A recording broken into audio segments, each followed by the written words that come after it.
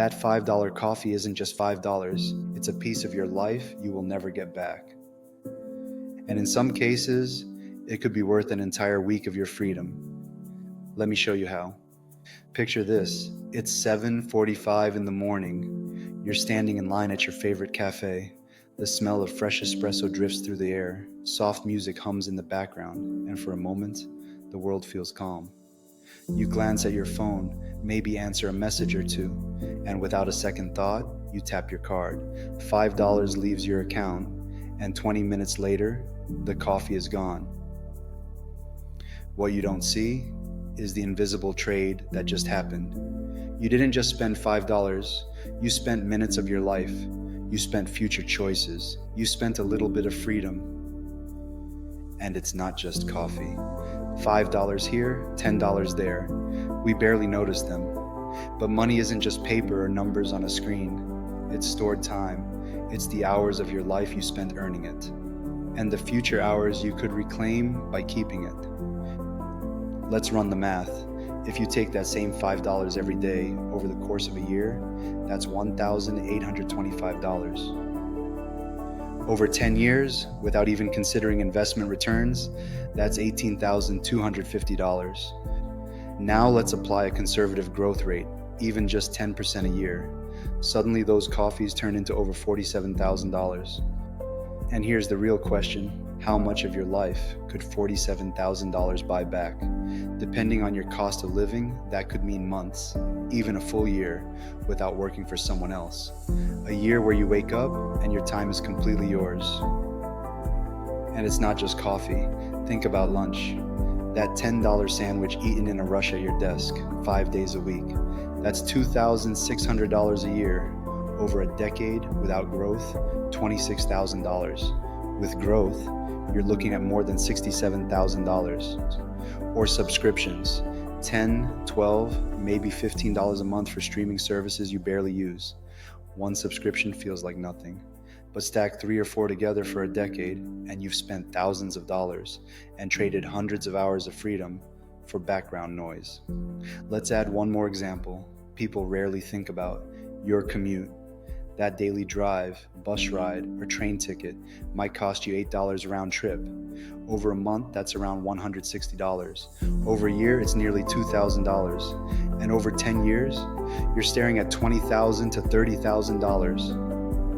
And that's before you factor in gas price inflation or maintenance costs. Suddenly, that just getting to work cost looks like a small fortune. These numbers aren't meant to make you feel guilty. They're meant to wake you up. Because every purchase is a trade. You give away a piece of your future in exchange for something now. Sometimes that trade is worth it, but most of the time, we make it without even realizing what we're giving up. Here's the deeper truth. The dollar amount is almost irrelevant. What matters is the principle. Your time is the real currency, and every time you spend money, you're spending time. So when you buy that coffee, that lunch, or that subscription, you're not just consuming a product, you're consuming the hours of your life you traded to earn that money, and you're also consuming the compound growth that money could have created if you had kept it. And this is where the system has us trapped. We've been trained to think only in today's terms. Can I afford this right now? Is the only question we ask. We rarely ask, what will this cost me in 10 years? Or, how much freedom am I giving up? And that's no accident. Inflation ensures that holding cash feels pointless. Your dollars lose value every year, so the incentive is to spend them. It's a cycle. Earn, spend, repeat. That keeps you locked in a life where your time never fully belongs to you. But there's a way out. It starts with seeing money as stored energy. A battery you can charge now and use later. The less you drain that battery for quick hits of comfort, the more power you'll have stored when you actually need it. And the moment you understand this, the moment you see that every $5 decision is really a freedom decision, you start thinking differently. You start looking for ways to plug the leaks in your financial bucket. You start to see how even small changes can add up to big wins over time. Let's zoom out for a moment. Throughout history, people have stored their energy, their work, their productivity in many different forms. Gold, grain, cattle, shells. Each one had strengths and weaknesses, but in every case, the goal was the same: preserve value over time so that your effort today could be redeemed for goods, services, or freedom tomorrow. In 1971, something fundamental changed. The United States cut the link between the dollar and gold. Money became pure fiat, backed only by trust and printed at will. Since then, the cost of living has soared. Wages have struggled to keep pace, and saving in cash has become a slow, guaranteed way to lose purchasing power. This shift didn't just change economics, it changed human behavior. When the money in your hand melts like ice, you're less likely to save it for the future. Instead, you spend it on whatever brings you comfort in the moment, even if that moment costs you a week of freedom down the line. And here's the thing, it's not your fault. You're swimming in a culture that rewards short-term thinking. Every ad, every sale, every limited time offer is designed to make you act now. You're told you deserve the treat, that you've earned the splurge. And sometimes that's true, but other times that story is just a leash keeping you tied to the system. I know someone, let's call him Alex, who used to buy lunch out every day. Nothing fancy, $10 here, 12 there. He told himself it wasn't a big deal because he worked hard. Then one day, he decided to pack his lunch instead.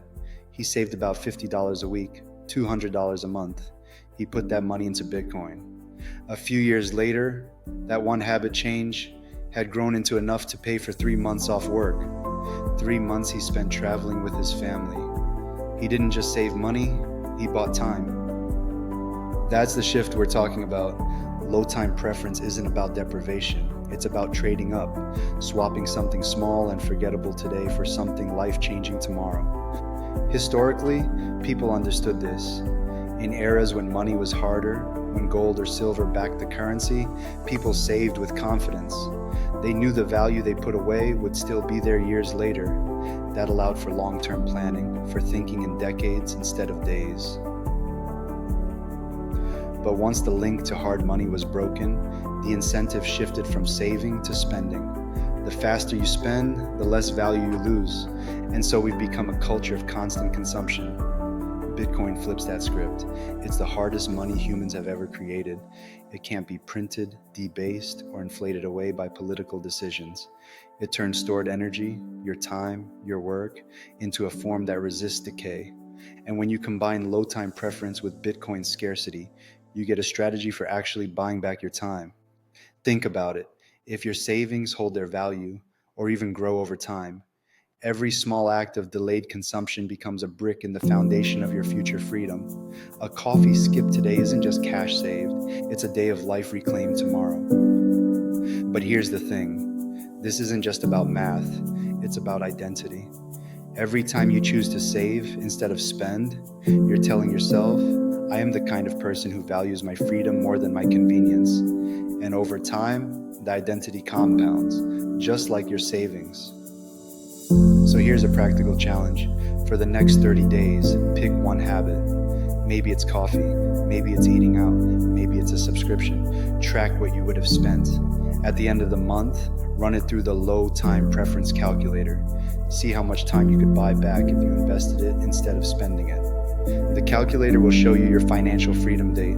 You'll see how much wealth you're losing to inflation and how many months or years of freedom you could buy with Bitcoin instead. The link is in the description.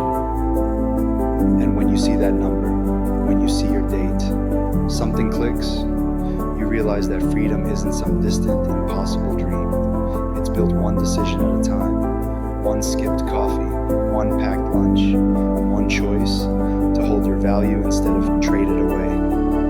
And that's when it gets exciting, because once you start buying back your time, you can start spending it on what actually matters. Time with family, time to create, time to rest without guilt. Remember, the system profits when you trade freedom for convenience, but you profit when you flip that trade around. Comment, freedom. If this resonated with you, subscribe for more strategies to stop trading your life for convenience. And don't forget to check your freedom date in the calculator. The sooner you start, the more time you